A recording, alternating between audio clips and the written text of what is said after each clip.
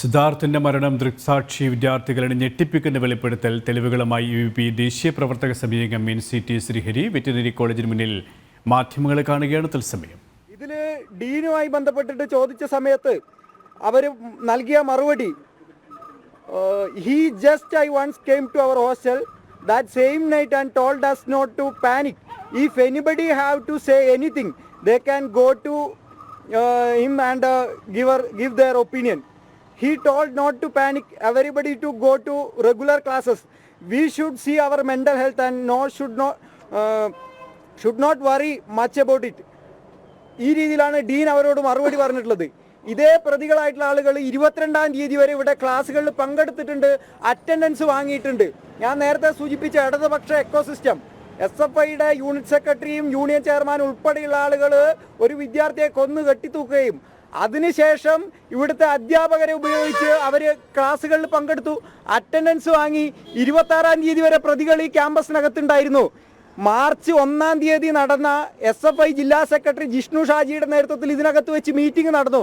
അതിനുശേഷമാണ് പ്രതികളെ ഹാജരാക്കാൻ വേണ്ടിയിട്ട് SFI തീരുമാനിച്ചത്.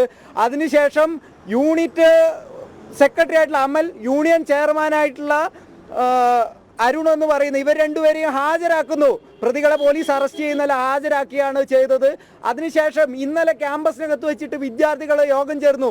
യൂണിയൻ ഗ്രൂപ്പിൽ SFIയുടെ നിർദ്ദേശപ്രകാരം അവർ മെസ്സേജ് ചെയ്തതിൻ്റെ ഭാഗമായിട്ടാണ് ഇന്ന് വൈകിട്ട് ഒരു 4:30 കോളേജിന് താഴെ പ്രതിഷേധ മാർച്ച് നടത്താം, ഫ്ലക്കാർഡുകളും ഫ്ലക്സുകളായിട്ട് വരണം. SFIയുടെ യൂണിയൻ ഗ്രൂപ്പിൽ വന്ന മെസ്സേജാണ്. ഫ്ലക്സ് ചില കുട്ടികൾ സ്പോൺസർ ചെയ്യും, ഇതിൽ മാധ്യമങ്ങളിൽ നമുക്കെതിരെ വാർത്ത വരുന്നു എന്നുള്ള രീതിയിൽ അവർ പറയുകയും അവരതിൽ പറഞ്ഞിട്ടുള്ള കാര്യം സജിൻ എന്ന് പറയുന്ന വിദ്യാർത്ഥി ആക്സിഡൻറ്റിൽ ഇവിടെ മരണപ്പെട്ടു, അതിനെ മറ്റു രീതിയിൽ ഡ്രഗ്സുമായിട്ട് അബ്യൂസ് ചെയ്യുന്ന രീതിയിൽ പറഞ്ഞു. അതുകൊണ്ടാണ് ഇപ്പോൾ ക്യാമ്പസിനകത്തെ വിദ്യാർത്ഥികൾക്കിടയിൽ ഒരു വികാര മോഡൽ എടുത്തിട്ടുണ്ട്.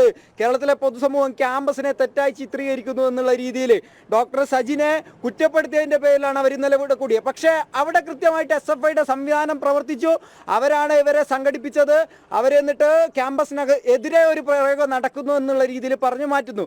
ഇതിൽ നേരിട്ട് ഇൻവോൾവ് ചെയ്ത ആളുകളാണ്. ഇനി ഇവർ മർദ്ദിച്ചതിനെ പറ്റിയിട്ട് അവർ പറയുന്നത് നമുക്കത് കേൾക്കുന്ന സമയത്ത് ആദ്യം അവർ മലമുകളിൽ വെച്ച് മർദ്ദിച്ചു, പിന്നീട് അവിടുന്ന് മർദ്ദിച്ചുകൊണ്ട് ഹോസ്റ്റലിലേക്ക് കൊണ്ടുവരികയാണ്. ദെൻ അതിനുശേഷം from there they started their beating him and brought him to hostel. While beating him, then they took him to Amal Ishan's room. അമലിന്റെ റൂമിലേക്ക് ആദ്യം കൊണ്ടുപോകുന്നു. ഇത് ഇവിടുത്തെ വിദ്യാർത്ഥിയുടെയാണ്, ഹോസ്റ്റലിൽ വിറ്റ്നസ് ആയിട്ടുള്ള വിദ്യാർത്ഥിയുടെ മെസ്സേജാണ്. അദ്ദേഹത്തിന് മാധ്യമങ്ങൾക്ക് മുമ്പിൽ വരാൻ, കുട്ടി സംസാരിക്കാൻ, കുട്ടിക്ക് ഞാൻ കൃത്യമായിട്ട് കമ്മ്യൂണിക്കേറ്റ് ചെയ്തു, അവരുമായിട്ട് സംസാരിച്ചു, അവർക്ക് എല്ലാ ആത്മവിശ്വാസം നൽകിയിട്ടുണ്ട്. പക്ഷേ അവർക്ക് ഇപ്പോഴും ഭയമാണ്. എനിക്ക് ഇവിടെ പഠനം പൂർത്തിയാക്കാൻ. എന്ത് ഐഡന്റിറ്റിയാണ് വെളിപ്പെടുത്തി? അമൽ ഇഷാൻ പ്രതിയാണ്. അമൽ ഇഷാനാണ് യൂണിറ്റ് സെക്രട്ടറി. അദ്ദേഹത്തിന്റെ റൂമിലാണ് ആദ്യം കൊണ്ടുപോകുന്നത് സിദ്ധാർത്ഥിനെ. അവിടുന്ന് 1 മണിക്കൂറാണ് അദ്ദേഹത്തെ ബീറ്റ് ചെയ്തത്. അതിനുശേഷം he was beaten very brutally in the room for nearly 1 hour, after which those guys decided that just beating him is not enough and they need to make an example out of him. So they took him out of quadrangle in his underwear to put up an exhibition of some sort. ഇതിൽ വളരെ വിഷമമുള്ള ഒരു കാര്യം, ഇന്നലെ ആ വിദ്യാർത്ഥിയുടെ ഇതുമായി ബന്ധപ്പെട്ടുള്ള ചിത്രങ്ങൾ കണ്ടു. നമുക്ക് കണ്ണുനീര് വരും, മനുഷ്യത്വമുള്ള ഒരാൾക്ക് പോലും കണ്ണുനീര് വരാതിരിക്കില്ല. അത്രയും ബ്രൂട്ടലായിട്ട് ഇന്നർ വെയറിൽ നിർത്തിക്കൊണ്ടാണ് മർദ്ദിച്ചിട്ടുള്ളത്.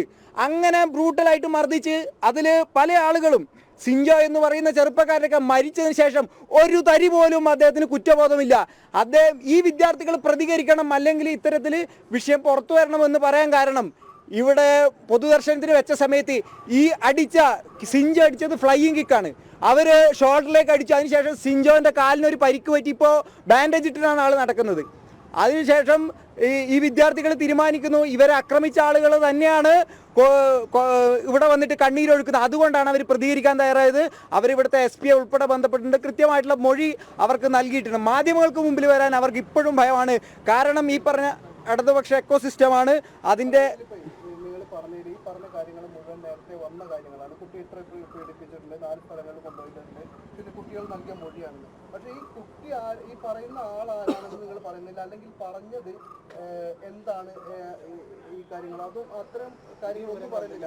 അറ്റ്ലീസ്റ്റ് ആ കുട്ടികൾ നമുക്ക് മുഖം മറച്ചിട്ടെങ്കിലും വരാൻ തയ്യാറായാൽ മാത്രമേ ഇതിന് കിട്ടുള്ളൂ. അല്ലെങ്കിൽ പോലീസ് പറഞ്ഞ കാര്യങ്ങൾ മാത്രം നിങ്ങൾ ആവർത്തിച്ചിട്ടേ ഉള്ളൂ, വേറെ ഒന്നും ഇപ്പോൾ പുതിയതില്ല. ഇതിൽ പോലീസിൻ്റെ റിമാൻഡ് റിപ്പോർട്ട് ഉൾപ്പെടെയുള്ളവ നമുക്ക് ഇപ്പോൾ സോഷ്യൽ മീഡിയയിൽ ഷെയർ ചെയ്ത് വരുന്നുണ്ട്. ഇതുവരെ പോലീസ് അത് ഔട്ട് ചെയ്തിട്ടില്ല. അത്തരത്തിൽ ആ വിദ്യാർത്ഥിയെ മാധ്യമങ്ങൾക്ക് മുമ്പിൽ ഹാജരാക്കിയാൽ ഉറപ്പായിട്ടും ആ വിദ്യാർത്ഥി വിചാരണ ചെയ്യിപ്പിക്കും. ഇവിടെ വിദ്യാർത്ഥികൾ ഒരുമിച്ച് എല്ലാവർക്കും ഉള്ളിൽ ഭയമാണ് പുറത്തു വരാൻ വേണ്ടിയിട്ട് മാധ്യമങ്ങൾക്ക് മുമ്പിൽ. ഇവിടെ 1 വർഷം പഠിക്കേണ്ടവരാണ്, 2 വർഷം പഠിക്കേണ്ടവരാണ്. നമ്മളെ സംരക്ഷിക്കാൻ നിങ്ങൾക്കാകുമോ?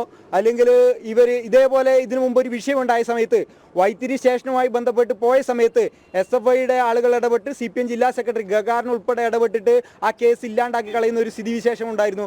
ആ ഭയം അവരെ മുന്നിലുണ്ട്.